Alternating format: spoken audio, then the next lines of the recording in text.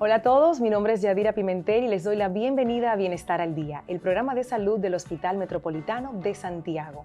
Hoy estaremos hablando sobre la diabetes gestacional, que de acuerdo a un estudio del Cleveland Clinic afecta al 20% de los embarazos a nivel mundial. Hoy queremos llevar información, hablar de los tratamientos, de la prevención, y es por esto que traemos a la doctora Iselsa Guzmán, endocrinóloga, ginecóloga y obstetra del HOMS. Bienvenida, doctora. Muchas gracias.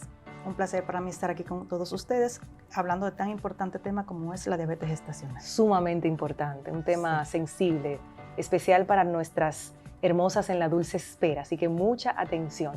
¿De qué se trata la diabetes gestacional? Bien, la diabetes gestacional no es más que la alteración de los hidratos de carbono, la elevación de la glicemia que ocurre exclusivamente en este embarazo que la paciente está cursando. O sea, cuando hablamos de diabetes gestacional, estamos hablando de una diabetes que se presenta puntualmente durante el embarazo y en la dulce espera. ¿Cuándo se presenta esto normalmente? ¿En qué etapa? Regularmente, cuando hablamos de diabetes gestacional, hablamos de que se presenta o se diagnostica en el segundo trimestre del embarazo. Si tenemos una elevación de la glicemia durante el primer trimestre, entonces se le atribuimos a que la paciente ya padecía diabetes, o sea, que esa diabetes era vieja o una tipo 2 no diagnosticada. Si en el segundo trimestre, a partir de las 24 semanas, encontramos la alteración en la glicemia, entonces ya la etiquetamos como una diabetes gestacional.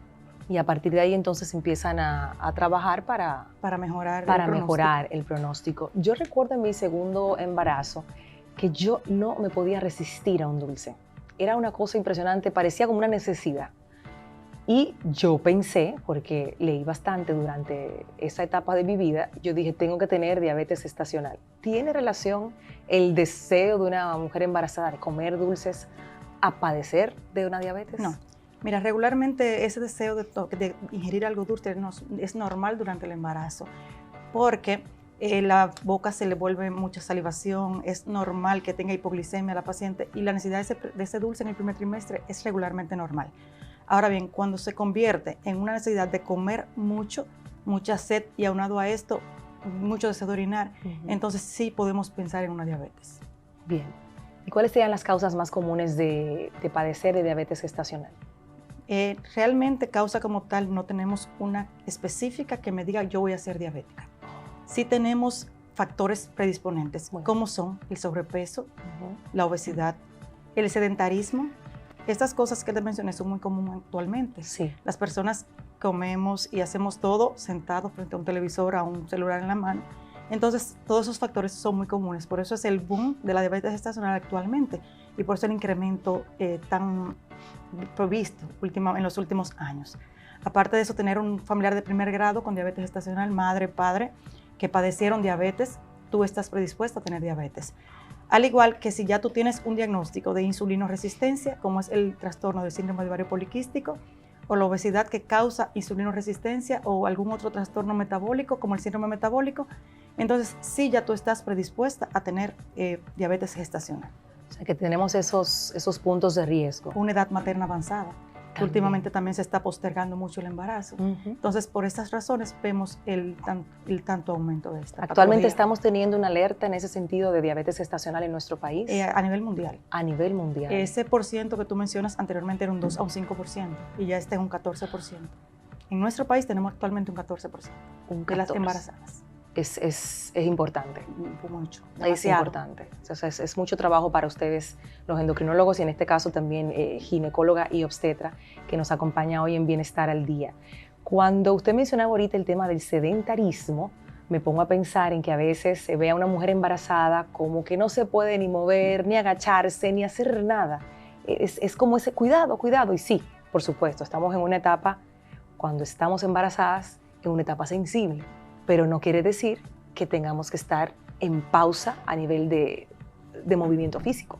Mira, eso es un tema tabú de los que regularmente tenemos en nuestro país. Las embarazadas sí pueden hacer ejercicios. Claro.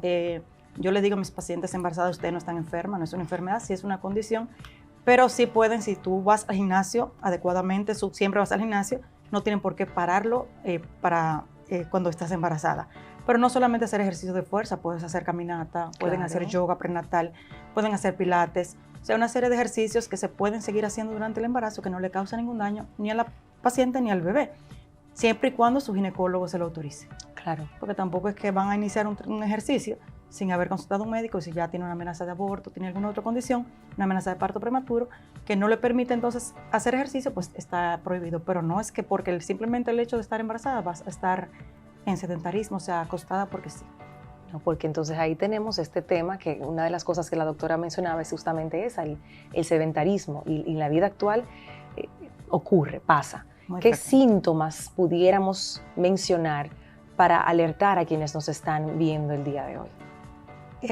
Realmente no tenemos un síntoma como tal, distintivo que me diga esto es diabetes gestacional. Okay. Ahora bien, sí tenemos cambios físicos, como te mencioné ahorita, poliuria, que es el aumento de la sed, polidixia, que es el aumento de ir al baño, de orinar, mucha hambre, mucho deseo de comer, fatiga, visión borrosa, pero son síntomas vagos que le puede dar a una embarazada normalmente, pero sí se relacionan con la diabetes gestacional. Sí, claro, como usted lo menciona, yo pienso que a todas nos da ese deseo de ir al baño con mucha frecuencia porque tenemos esta parte comprometida con un bebé pues, creciendo, que se pudiera confundir. Aquí lo ideal sería mantener la cita bien juiciosa de chequearnos con nuestros ginecólogos y ginecólogas. Exactamente. Sería. Porque no tenemos un síntoma que me diga per se que eso es lo que está ocurriendo. Claro que sí. ¿Y cuáles serían los riesgos, doctora, de no tratar una diabetes gestacional a tiempo? Mira, tanto para la mamá como para el bebé. Eso es un tema muy complicado, porque al no diagnosticarla a tiempo trae muchas consecuencias.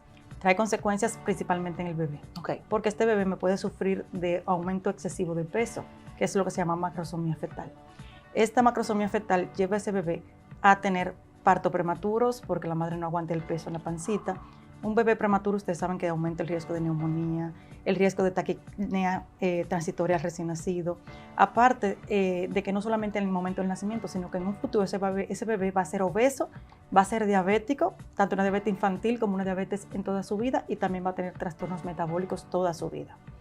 Ahora bien, en el mismo parto aumenta el riesgo de parto por cesárea en la madre, que aunque es muy común ver que la paciente elijan parto, no es lo normal, por cesárea, y esos partos por cesárea en diabéticas se pueden infectar, porque también en las diabéticos recuerden que tienen una mala cicatrización, entonces eso mismo pasa en la diabetes gestacional. Aparte que aumenta el riesgo de hipertensión o preeclampsia en estas pacientes y por tanto todas esas complicaciones conlleva a un trastorno durante toda esa gestación. Son consecuencias importantes que debemos prestar muchísima atención, todo lo que usted menciona. Exactamente. Es sumamente importante. ¿Cómo llegan ustedes al diagnóstico? ¿Cuáles son las pruebas que se realizan a las mujeres embarazadas para llegar a este diagnóstico de diabetes gestacional? Lo más importante es el screening o tamizaje. Muy bien. Esto desde la primera consulta, o sea, la paciente se entera que está embarazada. En esa primera consulta debemos indicar una glicemia tan simple como realizar una glicemia en sangre. Okay. Esta glicemia en sangre tenemos que hacerla regularmente en todos los chequeos prenatales. Okay. Regular. Ya si la paciente tiene predisposición, o sea, tuvo un embarazo anterior que tuvo diabetes gestacional, sus familiares de primera línea, como te dije, son diabéticos, entonces a las 24 o 28 semanas esa paciente hay que hacerle un test de O'Sullivan o un tamizaje ya más estricto que se realiza de 24 a 28 semanas con una carga de glucosa en sangre de 50 gramos, le hacemos una glicemia en ayuna y otra en post el juguito que le dan, entonces también me hace el diagnóstico de diabetes gestacional. Para poder ver ahí esa variable. Muy bien. Es importante que preguntemos también, doctora, ¿qué pasa cuando en el primer embarazo de una mujer presentó diabetes gestacional? ¿Eso tiene relación a que en un segundo o tercero también la presente? Sí. Regularmente una paciente que te hace una diabetes gestacional en el primer embarazo la repite en el segundo embarazo. Y no obstante a eso, esa paciente puede presentar diabetes tipo 2 después de los 6 semanas posparto, se le puede diagnosticar una diabetes y el 50%, o sea, la mitad de las pacientes quedan diabéticas. A ver, vamos a repetir eso con cuidado. ¿Puede quedar una mujer después de pasar por diabetes gestacional padeciendo ya esta condición? Sí, vuelvo y te repito. ¿Un 50%? Un 50% de las pacientes que presentan diabetes gestacional quedan siendo diabéticas tipo 2. Eso lo estamos viendo hoy en día en consulta. Muy frecuente. Es un peligro porque entonces te quedas con una condición a la que tienes que seguir muy de cerca. Una patología muy fuerte. Una patología muy fuerte. ¿Cómo manejan ustedes estos casos? Realmente la educación. Tenemos que educar a nuestra paciente, tenemos que educar a la población de una alimentación balanceada, de hacer ejercicio, para no caer en esto. Incluso las mismas diabéticas, luego del parto, regularmente la glicemia se mejora, pero como te digo, la volvemos a valorar a las 6 semanas, porque ahí en las 6 semanas es que ya hacen el debut regularmente. Entonces, ¿qué le aconsejamos? Una buena alimentación, hacer ejercicio, evitar los carbohidratos cargados o pesados, las grasas saturadas, y así tratar que con dieta y ejercicio no llegar a la diabetes. ¿Cuáles serían esos carbohidratos pesados que pudiéramos mencionar para que lo tengamos así más claros, que deberíamos estar evitando en el caso de las mujeres en etapa de gestación? En la gestación y en toda la vida debemos prácticamente eliminar o evitar los azúcares refinados, los hidratos de carbono o la harina como tal, como el pan, la pasta, la grasa saturada que te mencioné anteriormente y los dulces como tal. Vamos a seguir ampliando, porque cuando uno escucha carbohidratos, harinas, uno quiere dejar algunos antojos por fuera de esa lista. Y no, están todos ahí. ¿Verdad que sí, doctora? Sí. Vamos a continuar con esta conversación. La doctora Iselsa Guzmán está con nosotros, es endocrinóloga, ginecóloga y obstetra también en este tema de la diabetes gestacional.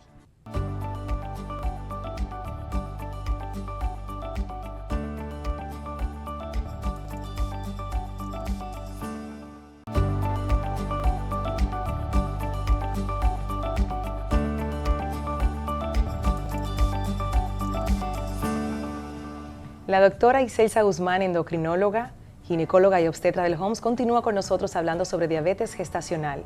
¿De qué manera, doctora, cambian los chequeos y los números de chequeos de una paciente con diabetes gestacional versus una que no la padezca? Mira, inmediatamente nos damos cuenta o diagnosticamos una paciente con diabetes gestacional, iniciamos con cambio de estilo de vida, lo que te mencioné anteriormente. Si logramos que la paciente vuelva a su normalidad, mantenga una glicemia en ayuna menor de 92, que no te la mencioné anteriormente, miligramos sobre decilitro, entonces esta paciente la seguimos monitorizando mensual igual que las demás.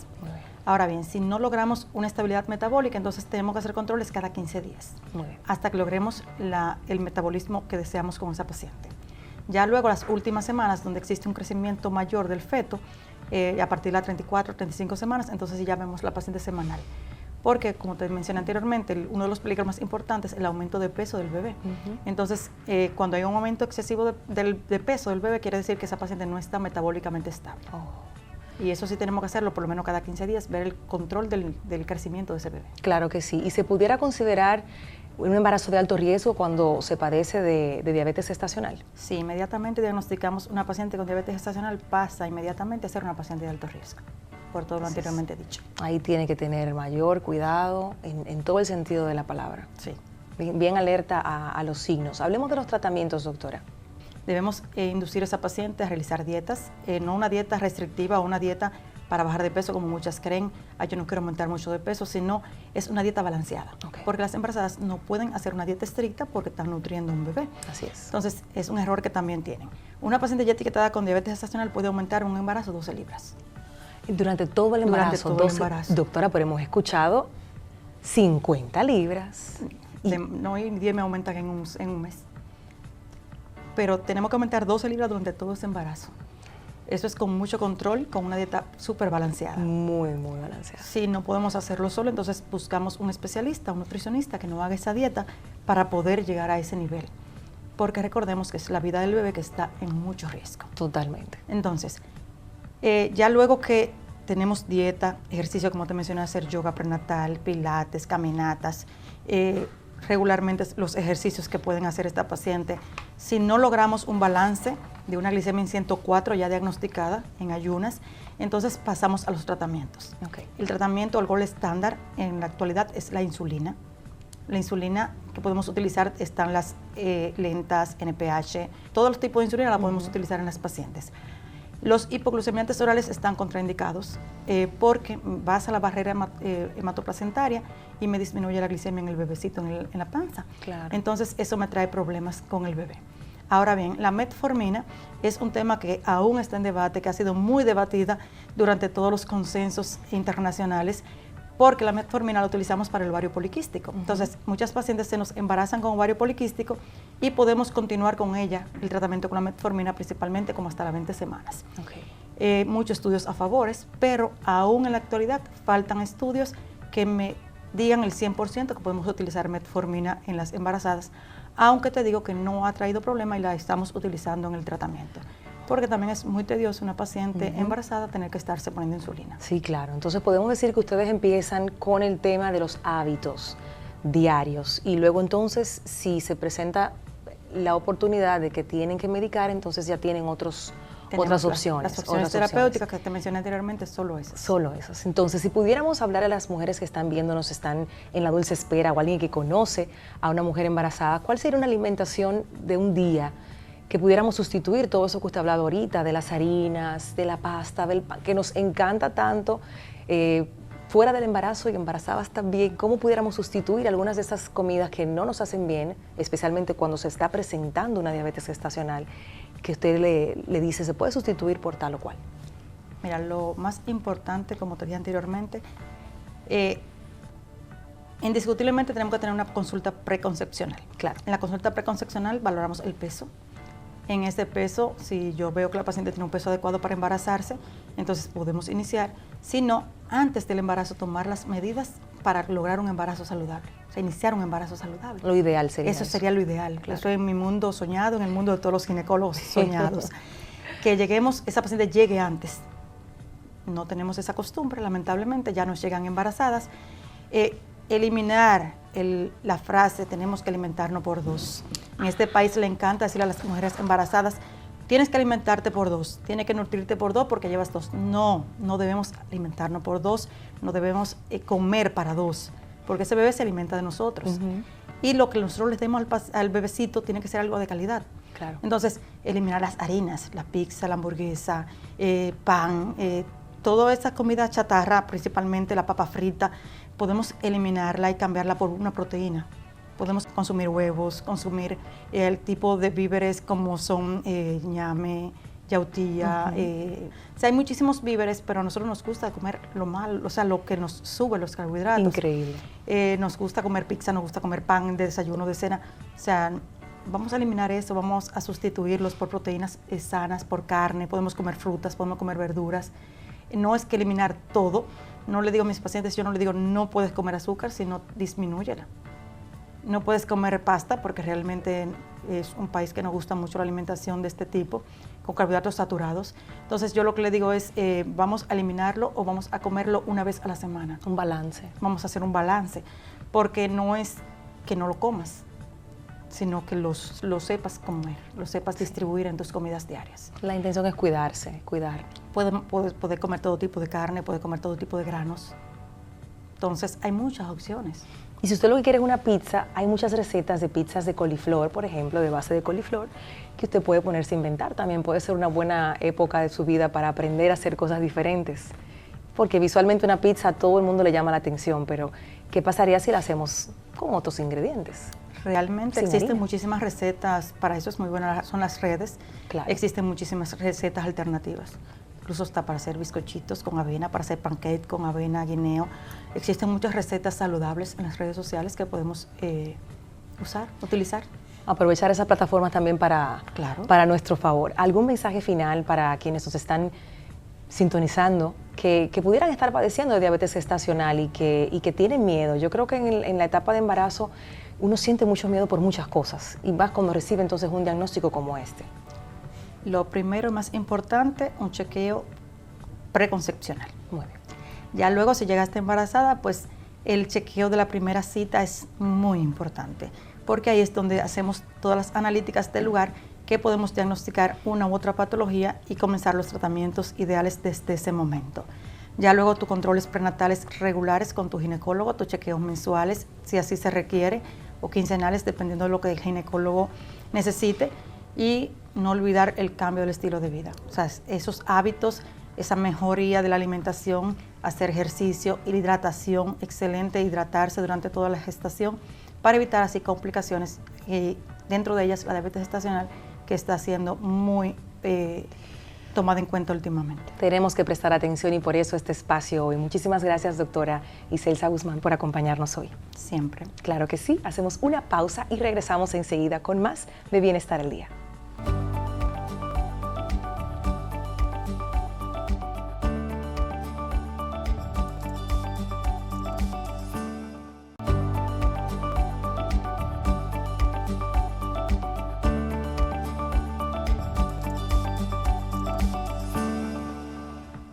Estamos de regreso en Bienestar al Día y definitivamente una buena alimentación durante el embarazo es sumamente importante para poder prevenir la diabetes gestacional. Escuchemos los consejos que preparó nuestra compañera Carolyn Cuevas. Adelante. Si estás embarazada, es muy seguro que ya has escuchado un sinnúmero de veces que lo que comes no solo nutre tu cuerpo, sino también proporciona los nutrientes esenciales para el desarrollo de tu bebé. Sin embargo, con tanta información disponible y a veces contradictoria, puede ser difícil saber qué es realmente lo mejor. Por eso en Bienestar al Día te traemos algunas recomendaciones claras sobre cuáles nutrientes debes consumir durante tu embarazo, ya sea que estés esperando tu primer bebé o ampliando tu familia.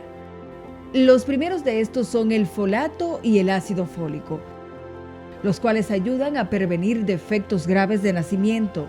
Las mejores fuentes incluyen cereales fortificados, verduras de hoja verde oscuro, cítricos, habichuela, guisantes y lentejas. Tomar suplementos prenatales con ácido fólico al menos 3 meses antes del embarazo puede ayudar a garantizar una ingesta adecuada. El calcio. Este es fundamental para fortalecer los huesos y los dientes y además apoya el funcionamiento correcto de los nervios, músculos y vasos sanguíneos. Los productos lácteos como el queso mozzarella y la leche descremada son excelentes fuentes de calcio. Otras fuentes opcionales incluyen verduras de hoja verde como la espinaca y alimentos fortificados con calcio como el jugo de naranja. La vitamina D. Esta vitamina trabaja en conjunto con el calcio para ayudar a formar los huesos y dientes del bebé.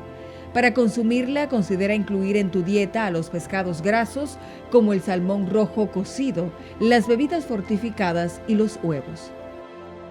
La proteína. Un nutriente esencial para el crecimiento y desarrollo del bebé. Se recomienda que la ingesta de proteína para una mujer embarazada sea de alrededor de 71 gramos por día. Buenas fuentes de proteína incluyen carnes magras como el pollo, los mariscos y huevos. También existen opciones de origen vegetal como las lentejas y la mantequilla de maní. El hierro. Este mineral es necesario para producir hemoglobina, la proteína en los glóbulos rojos que transporta nuestro oxígeno. Durante el embarazo, la necesidad de hierro se duplica a 27 miligramos por día.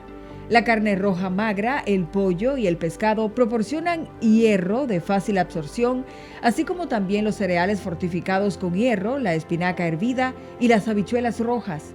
Para mejorar la absorción del hierro de origen vegetal, se recomienda combinarlo con alimentos ricos en vitamina C como el jugo de naranja. Sin embargo, los alimentos ricos en calcio no deben consumirse al mismo tiempo que los alimentos ricos en hierro, ya que el calcio puede reducir su absorción.